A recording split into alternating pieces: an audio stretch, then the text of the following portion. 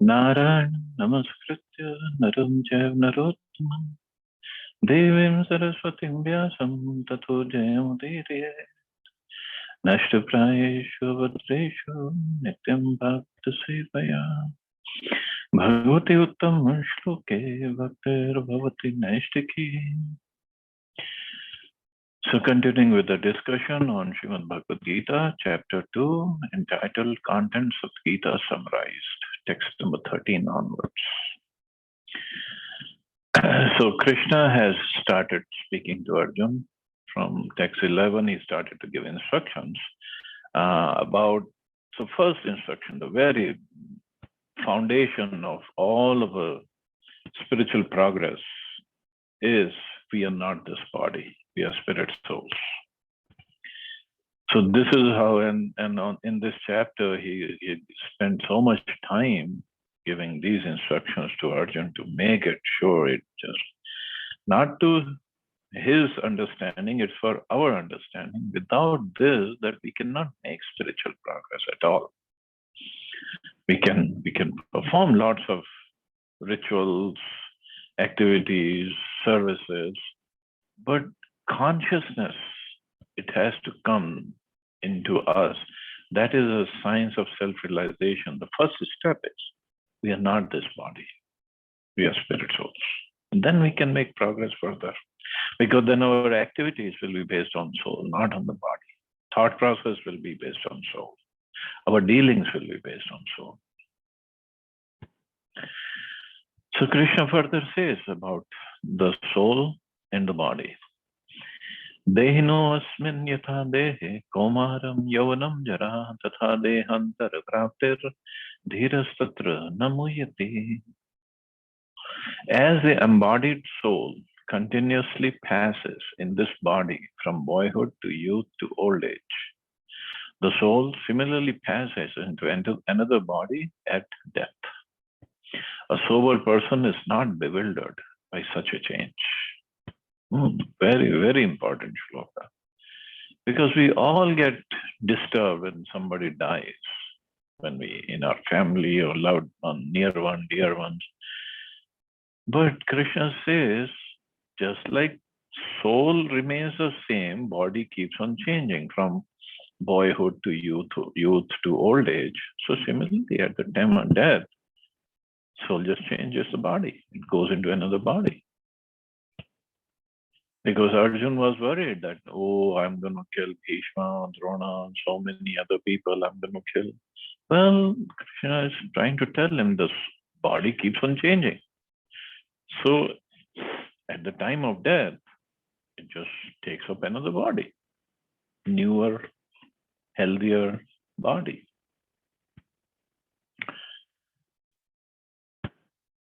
And another word that he uses here is Dehino asmin yatha dehe.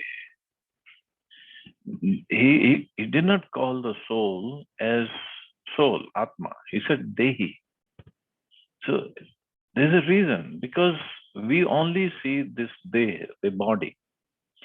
But the real person inside this body is the soul.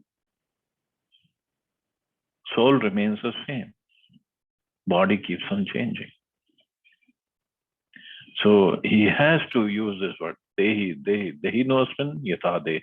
And again, dehantar praptar. So 3 times he used this word, Dehi. Dehi means body, but Dehi means the soul, one inside the body. Okay, let's see what Prabhupada says. Since every living entity is an individual soul, each is changing his body every moment, manifesting sometimes as a child, sometimes as a youth, and sometimes as an old man. Yet the same spirit soul is there and does not undergo any change.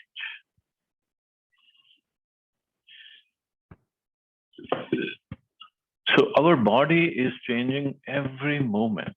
Why every moment? Because the cells, now the body is composed of trillions of cells. And every cell, old cells are dying and new cells are coming up. So because of that, the body is changing every second. And it is said that every 7 years, scientifically it is said, every 7 years, all the cells of our body change completely. So every 7 years, there's basically a new body.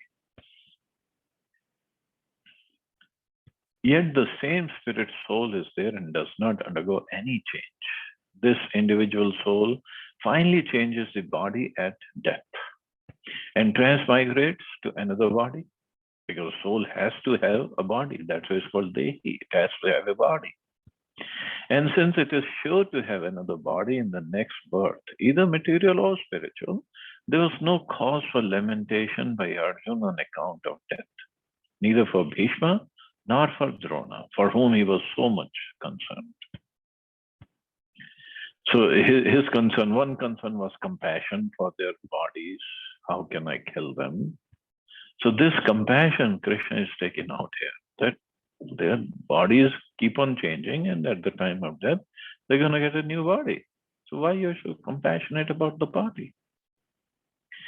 Rather, he should rejoice for their changing bodies from old to new ones, thereby rejuvenating their energy.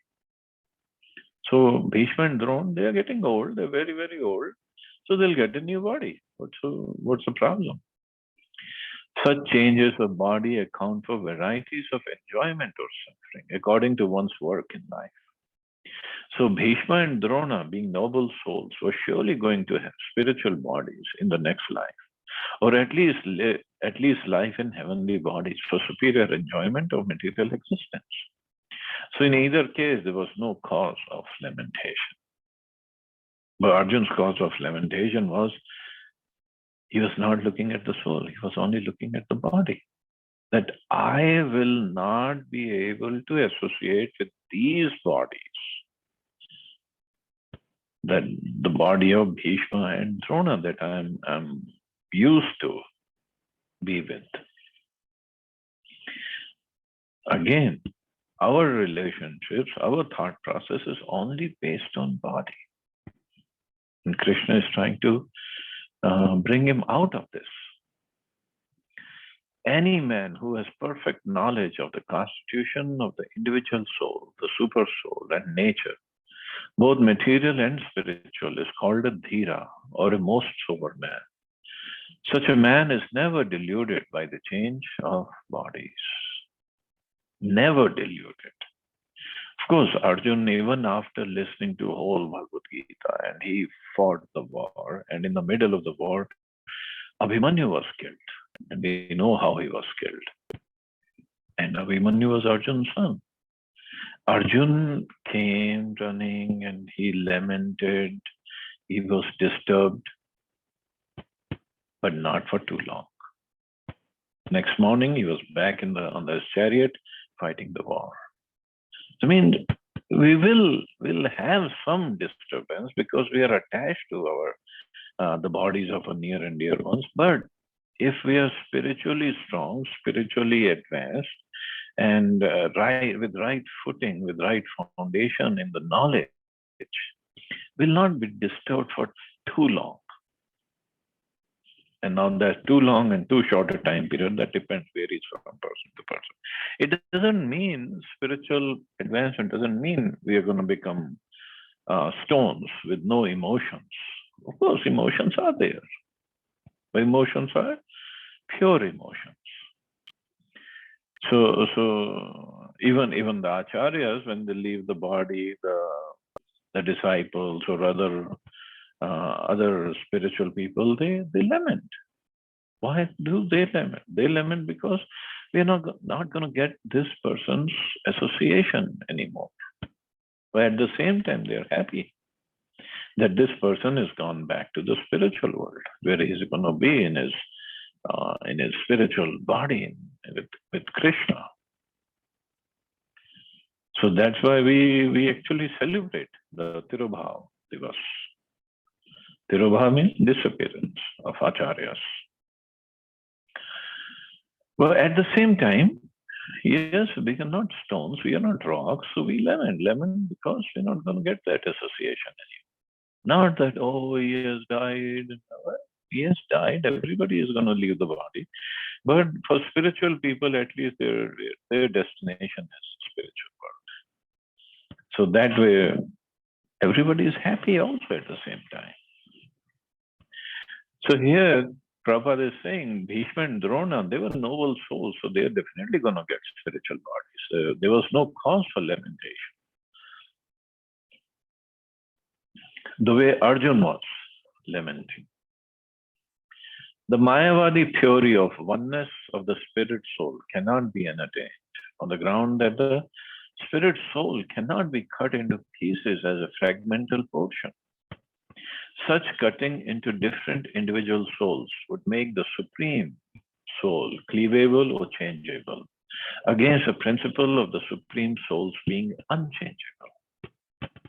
So Mayavadis, what do they say? Mayavadi, Nirvikarvadi, Nirvisheshvadi, so many other terms are there. What they say is we all are God. We all are part and parcel of God, means we all are God, and we have forgotten we are God. And once we realize we are God, we all are going to become God. Means their in layman terms, their philosophy is: if I take a piece of paper and I just cut it into small papers and throw it up in the air, so all the small pieces of paper are distributed. So all the small pieces of paper, when they come together, become the big paper. Then we become God. We become one. This is all our oneness. So according to them, the Supreme, or whatever the Supreme they call, it has distributed itself in different souls, and every soul is in the progress to merge into one and become one, and then we all become Supreme. In Bhagavad Gita, in this chapter, Krishna says, you cannot destroy the soul. You cannot cut into pieces. So if the individual soul cannot be cut into pieces, how can the Supreme Soul, from where we are all part and parcel of, how can that be cut into pieces? Into pieces in the sense that the individual, the original is gone. It's not gone. That's the beauty of relationship between Krishna and us. When Krishna, from Krishna, innumerable living entity, Krishna says, Mameva Anshu Jivaloke Jivota Sanatana, they all are my Ansha. We are part and parcel. But that doesn't mean the original is gone. Krishna can expand into innumerable, his own expansion. They're all Vishnu Tattvas, but that doesn't mean original is gone. See, we try to decode Krishna's creation or other pastimes by our material understanding. That's where we make mistake. Krishna is not like us. We are not like Krishna either. We are spirit soul. He is complete soul. We are infinitesimal spirit souls, and he is a huge, complete soul, complete in itself. So this Mayavadi philosophy, it doesn't hold water here, because they say, oh, we're going to become one, become God. We're not going to become one, become God. We're going to remain individual.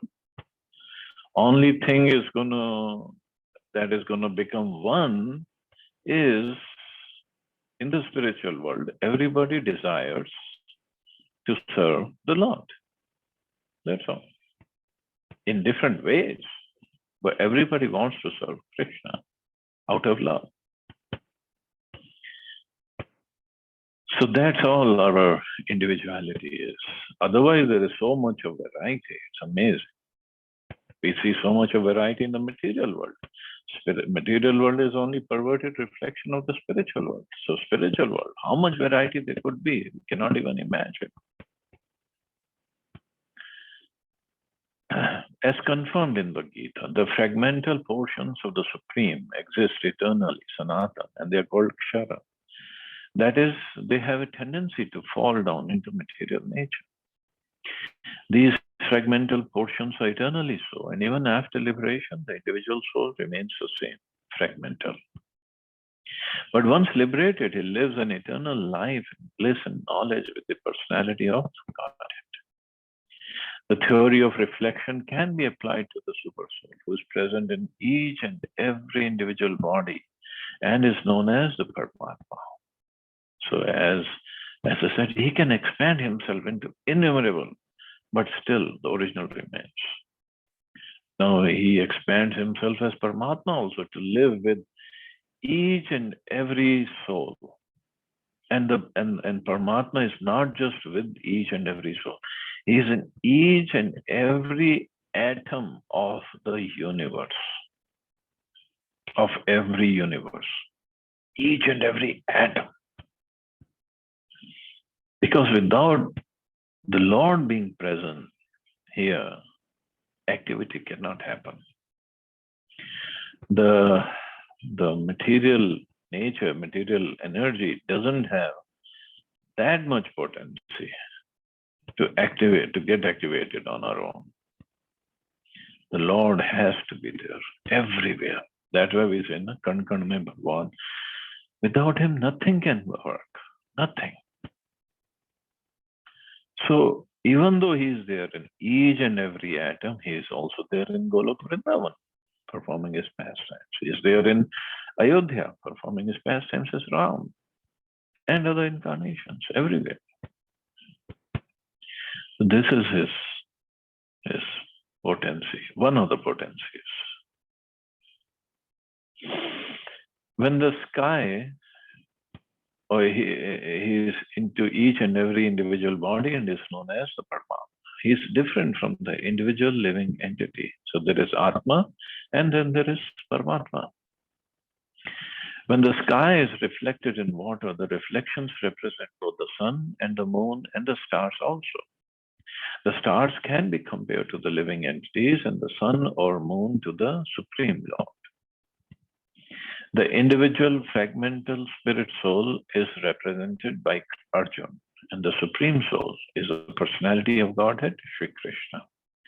They are not on the same level, as it will be apparent in the beginning of the 4th chapter. If Arjuna is on the same level with Krishna, and Krishna is not superior to Arjuna, then their relationship of instructor and instructed becomes meaningless. If both them are deluded by the illusory energy, Maya, then there is no need of one being the instructor and the other instructed, especially in the spiritual knowledge. So the instructor or guru has to be above Maya. Then he can impart the right knowledge to his followers, to his disciples, and bring them out of the snare of Maya. Such instruction would be useless because in the clutches of Maya, no one can be an authoritative instructor. Under the circumstances, it is admitted that Lord Krishna is the Supreme Lord, superior in position to the living entity. Arjuna, who is a forgetful soul, deluded by Maya. So Arjuna is Arjuna is representing all of us. So that's our position. And Krishna is Krishna. So Krishna is a supreme instructor. Of course, Maya comes from Krishna. Krishna is not under Maya. Everything comes from Krishna. Maya is one of his energies. But Maya, because we as spirit souls, individual souls, tiny infinitesimal souls, we come under Tatastha Shakti, or marginal energy. Maya is external energy, and spiritual or Yoga Maya is the internal energy. So as Tatastha Shakti, we have an option. Of course, option is with everybody, even in the spiritual world, but they don't misuse that independence. We conditioned living entities, we have misused our independence, whether option was whether you want to stay in the spiritual world or the material world. We were in the spiritual world, but then somehow or other we developed this desire to be the controller, enjoyer, separately from Krishna. How we developed, we don't know. But somehow we developed. So that's when Krishna is, or Krishna's energies are like, you cannot be the center of attraction in the spiritual world. Try going to the material world and try to be in the center of attraction, center of enjoyment, controller, proprietor in the material world. So then we come under control of Maya, material energy. And since time immemorial, we've been trying to be the enjoyer, controller, proprietor here. And we can't be. Everybody is trying that way. If you look at, just sit and watch everybody, anybody, wherever, maybe on TV or just go to the market or anywhere, just sit down and try to watch everybody, what everybody is doing. From the poorest person on the street, from a beggar to maybe a rickshaw puller to the richest person that we can see, or we can read about all these politicians, world leaders right now in Ukraine. What is that? Everybody is saying, I'm the controller. I'm going to control this region, and I'm going to control the world, and I'm going to control this continent, whatever. Everybody is fighting. And everybody has been fighting since time immemorial. As far as our history goes, or our history that we have read, British Empire, Roman Empire, Greek Empire, now American Empire, Chinese, and Muslims, Mughals, Russians, Japanese, Germans. The world, Earth is still the same. Earth is still there. Earth was there that time also. Earth is still here. Same minerals, same crops, oceans, forests, land, air, water, everything is same. But we think, I'm going to control now because I have some better intelligence, or I have created more powerful army. My name should be sung all over the world. How long? For how long? All temporary. But in the process, we get more and more entangled. Cannot control Maya, cannot enjoy Maya. And what is there to enjoy to begin with? So even if I suppose in layman terms, or suppose just for an example, even if I even if I have my kingdom all over the world, everybody is under me. So then what? Well, I'm going to be the most powerful man. Okay, fine. For time being, you are the most powerful man. Then what? I'm going to control everything. Everything what? Can I control the flow of air? Can I control the flow of water? No. Can I control the change of seasons? No. I can make nice air conditioner, fine. That you can have without being the controller. Can I control my body? No. Can I control getting old? No. Can I control getting diseased? Oh, I can have many medicines that you can have without winning over the whole world. This is what illusion is, Maya is. Maya makes us think we can be the controller, we can be the proprietor, we can be the enjoyer.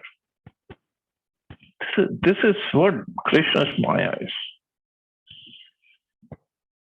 But we keep on thinking, oh, if I do this, I'll be happy. If I become the ruler of 2 countries, I'll be happy. No, you're not. If you're not happy right now, you cannot be happy in whatever way you are thinking you can. This is exactly this is what Maya is. And in the process, we lose our sleep, we lose our health, we lose our relationships. Every time, all the time, we are afraid somebody is going to come and kill me. There will be people envious of me. There will be people politicizing against me, strategizing, or trying to make some plan to get rid of me. More power one has, more enemies he has. Not more friends he has. What's the point in wasting time in all this? Such wastage of time. Nothing but wastage of time. But we don't understand. But this is Krishna's mercy. He says, Dehino asminyatha dehe tatha dehandar praptir. Okay, you wasted one life. I'll give you another life. But the problem is, in this life, whatever consciousness we have developed, we'll get the same body next life. That could be human, that could be animal being. Insect, bird, tree, fish, whatever. And then you start all over. As a fish, the bigger fish wants to eat the smaller fish wants to eat even more small fish. Control again, want to control, want to be the enjoyer. This is Maya. This is Maya. If you look at teenagers, if I wear this clothes, if I have this kind of friends, if I go to this club, then I'll be popular and I can enjoy it.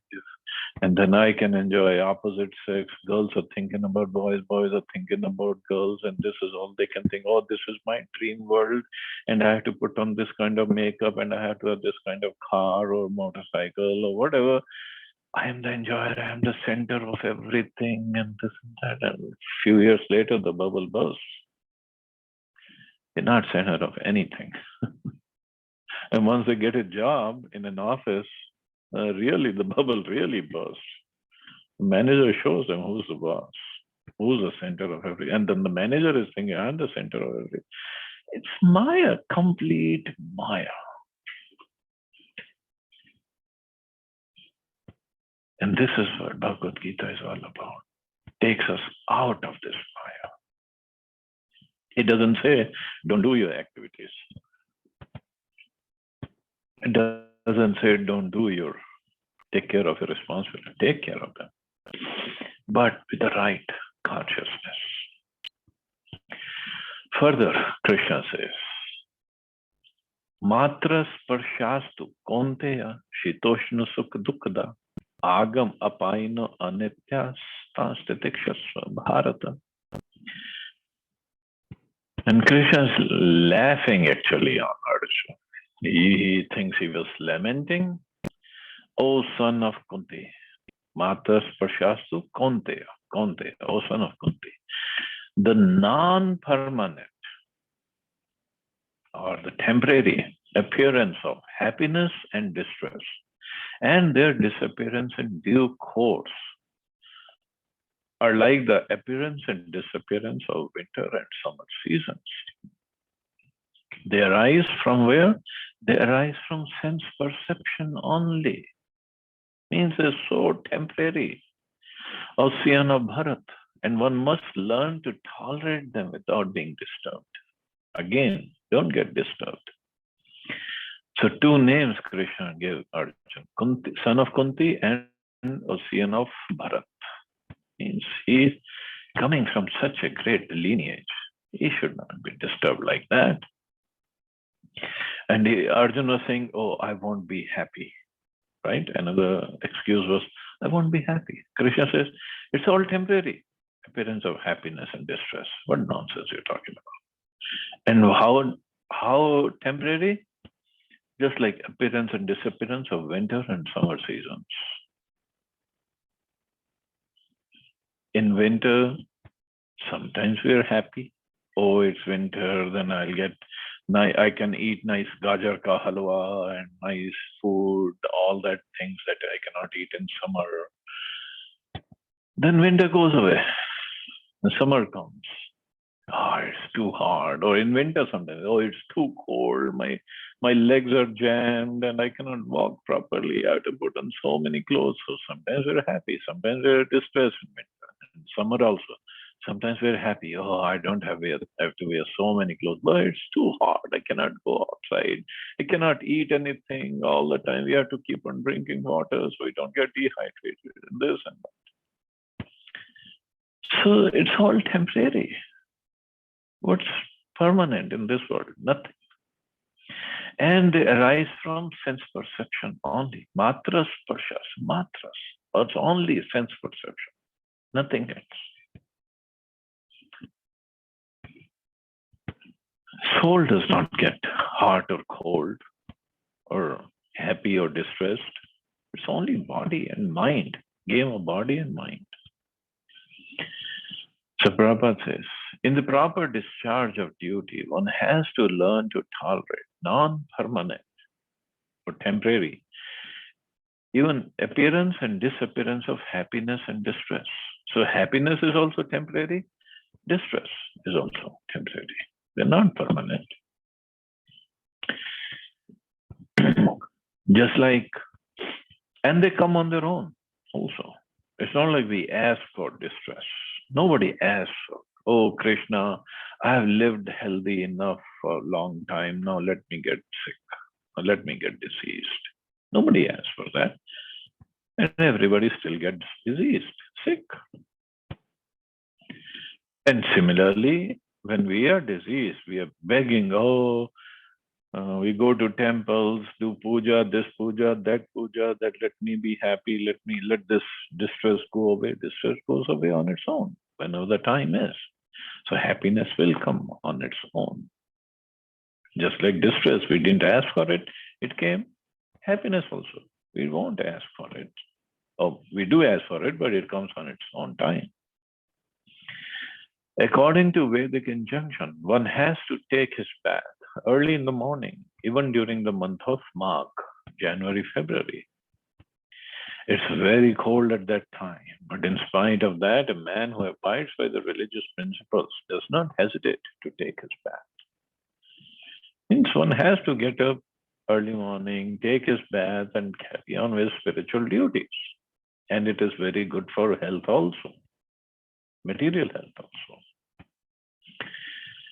Similarly, a woman does not hesitate to cook in the kitchen in the months of May and June, the hottest part of the summer season.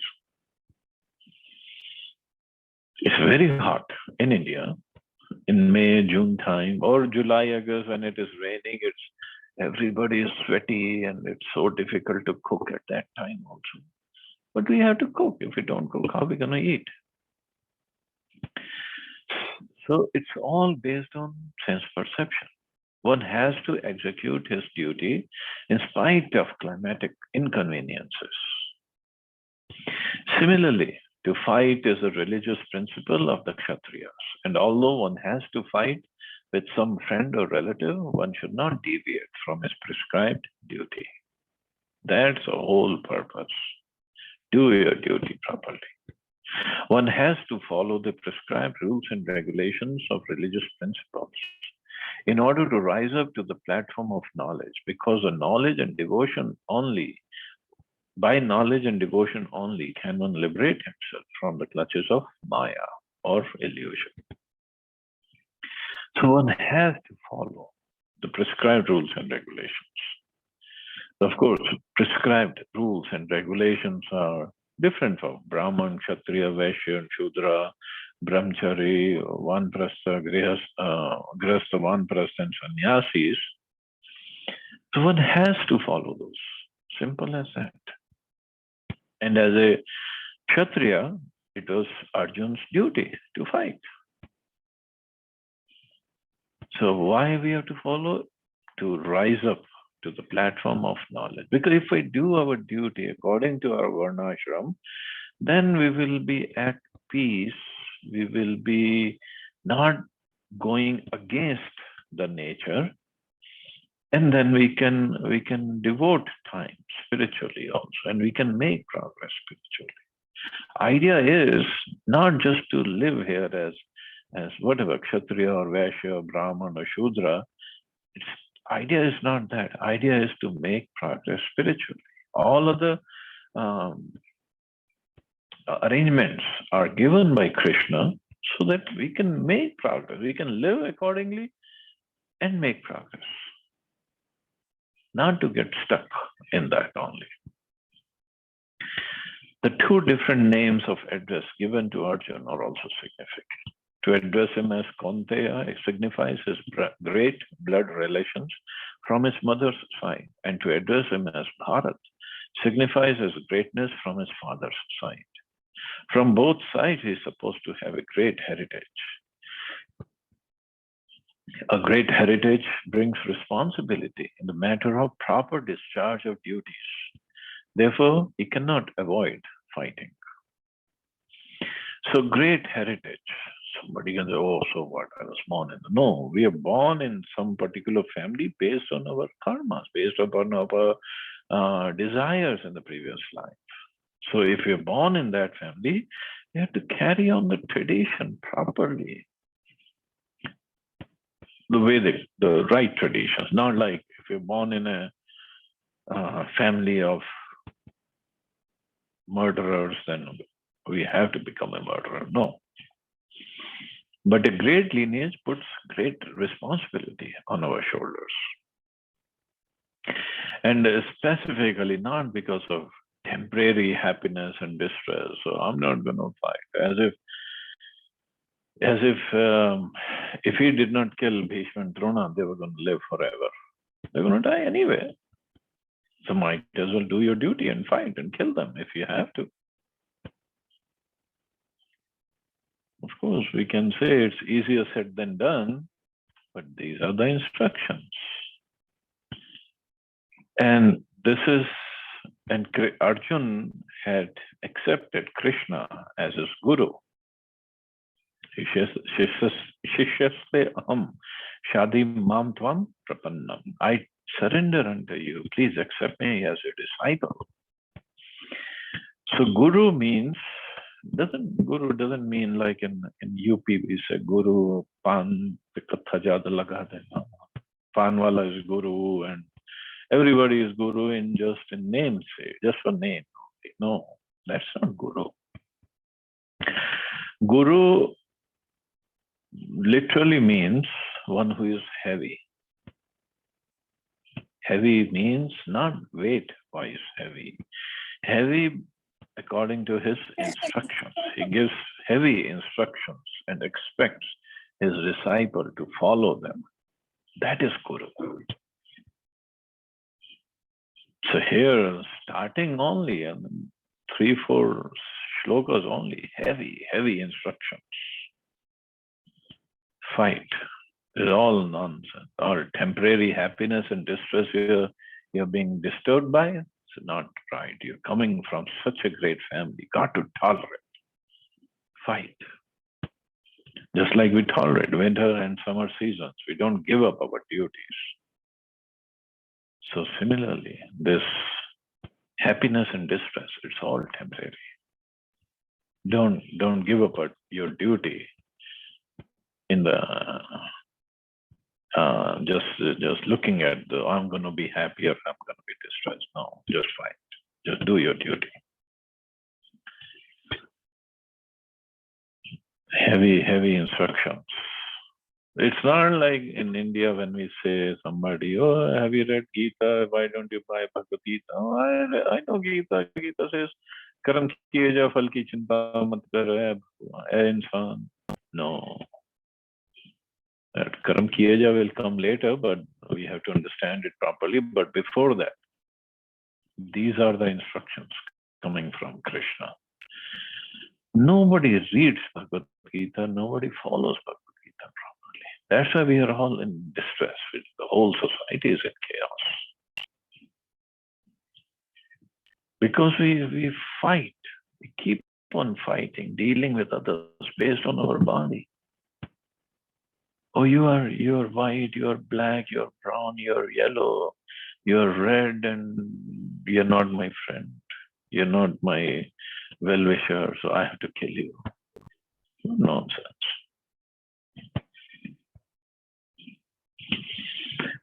Yam hinna vyathyantiyete purusham purusharisham sam dukkha sukham dhiram somritvaya kalpate. Again, yam hinna vyathyantiyete means do not get disturbed. O best among men, Arjun, the person who's not disturbed by happiness and distress and is steady in both is certainly eligible for liberation. Again, don't get disturbed. Arjun was disturbed, lamenting. And Krishna says, one who does not get disturbed by happiness or distress. Sam, dukkha, sukham, dhiram. Oh, be a dhira. You are a dhira, he says. Oh, best among men. That person who's steady. So, amritatvaya kalpate. That is ready for or eligible for liberation.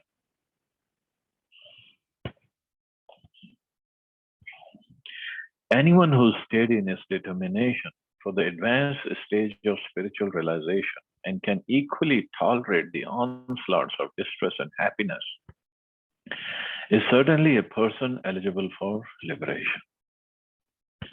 In the Varnashram institution, the fourth stage of life, namely the renounced order, sannyas, is a painstaking situation. But one who is serious about making his life perfect surely adopts a sannyas order of life in spite of all difficulties. The difficulties usually arise from having to sever family relationships, to give up the connection of wife and children. But if anyone is able to tolerate such difficulties, surely his path to spiritual realization is complete. Similarly, in Arjun's discharge of duties as a Kshatriya, he is advised to persevere, even if it is difficult to fight with his family members who similarly beloved persons. Lord Chaitanya took sannyas at the age of 24, and his dependents, young wife as well as old mother, had no one else to look after them. Yet for a higher cause, he took sannyas and was steady in the discharge of higher duties. That is a way of achieving liberation from material bondage. So again, instructions are coming from Krishna that Arjun should tolerate. Not disturbed by happiness and distress does not mean we become rocks or stones.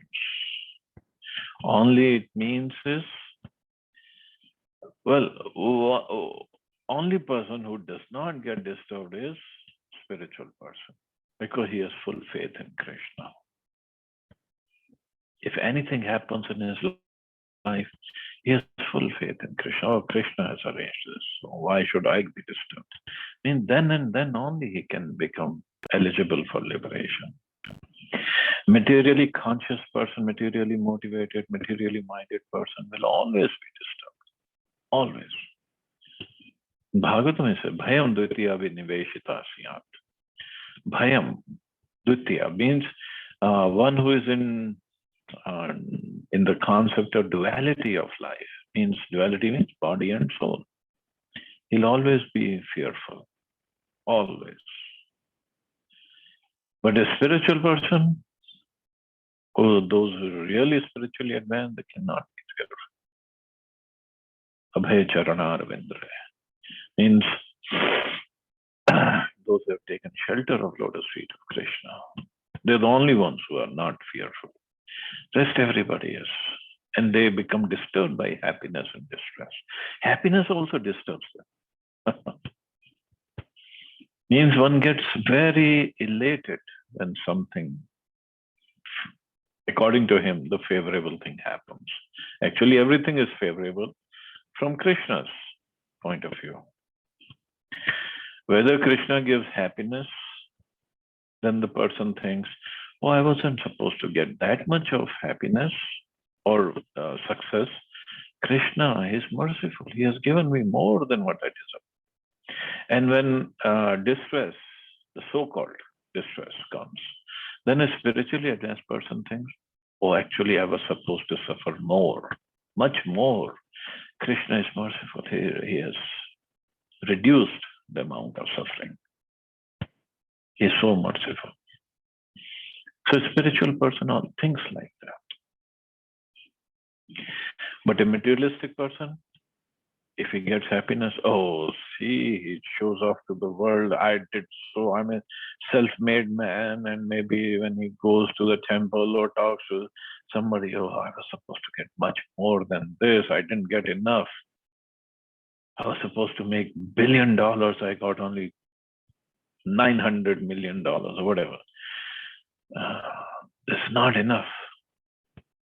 And when something wrong happens, I didn't do anything wrong. Why it happened to me? It's unfair. God is unfair. This person did that. That person did that. And then the court cases go on and on and on. It's only a spiritual person is steady, who does not get disturbed. Why? Because he has full faith in the Lord. Person who doesn't get disturbed can also be a crazy person because he doesn't know. Doesn't know any difference between success and failure. So he's just happy, but he's not ready for liberation. He's not eligible for liberation. He's crazy. He doesn't know, ignorance. So that's why sometimes people say ignorance is bliss. It's not bliss because you just don't know. You have to go through problems when you get to know. So standing on the right foundation of knowledge, when we make progress, then that progress makes us not disturbed by happiness or distress.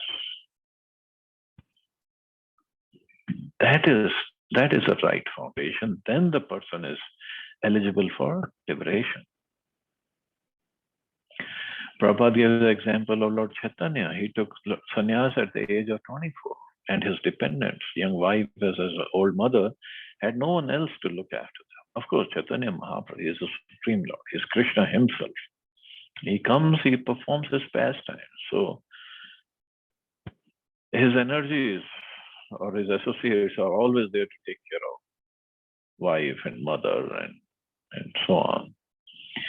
But in our society, there was one, His Holiness Gaur Govind Maharaj from Odisha. So when he was young, he was a grahastha, he was a teacher, but he was always spiritually oriented. And then he was young only when he just left his house because he wanted to make progress spiritually. He was looking for a guru. And walking and traveling, he came to Vrindavan. I think it was in 1976 or 77, something like that. He came to Vrindavan, and there he went to so many ashrams, and he heard about Srila Prabhupada. And Prabhupada was in Vrindavan at that time, although Prabhupada was always traveling, but he was in Vrindavan. So Gaur Govind Maharaj came to Vrindavan, met Srila Prabhupada, and as soon as he entered the room of Prabhupada, Prabhupada just saw him and asked, have you taken initiation? And Maharaj said, no. Prabhupada said, I'll give you initiation. Prabhupada, he's from spiritual world. He knew who's. So Prabhupada gave him initiation, and later Prabhupada gave him sannyas. And he asked Gaur Govind Maharaj to go to Odisha, preach in Odisha, and translate Prabhupada's books in Odiyan language. So Maharaj went back. And now in Odisha, he was traveling and preaching in Odia language, and he was translating Prabhupada's books in Odia. So he had taken sannyas. Sannyas, as here it is said, means one has nothing to do with his family relationships, previous ashrams or grahastha ashrams, wife, children, or anything like that. So he was visiting a village or giving lecture, and people from his old village came to see him. And they said, "Oh Maharaj, it's very good. You have taken sannyas, you are a devotee, you are preaching and doing Krishna's work. But your previous family, wife and children," he had children, I don't know how many, and they're living under abject poverty. So all we are asking you to do is to sign some papers that because you were a teacher.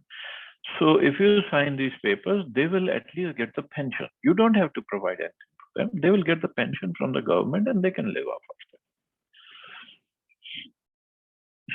But Maharaj, he said, no relationships means no relationship. Krishna will provide for them. I'm not going to sign these papers. That was his conviction, his dependence on Krishna. Okay, so he refused to sign.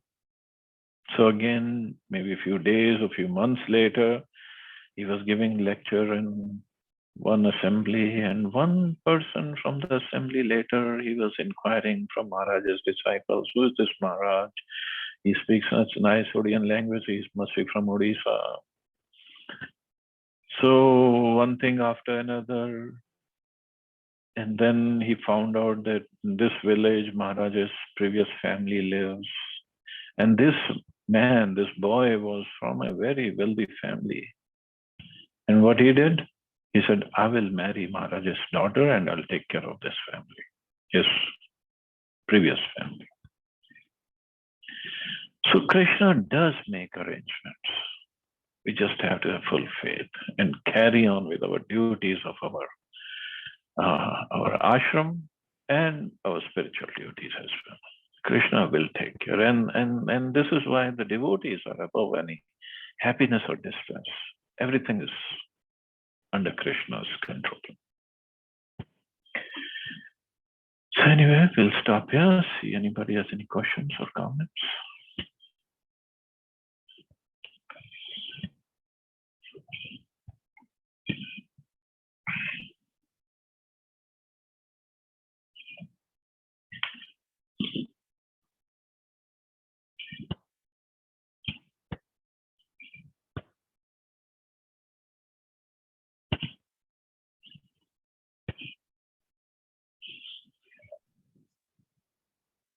Thank you, Prabhuji. Hare Krishna. Thank you, Mata. Hare Krishna. So we'll stop here. You all have a safe and wonderful day. Hare Krishna. Jai Srila Prabhupada.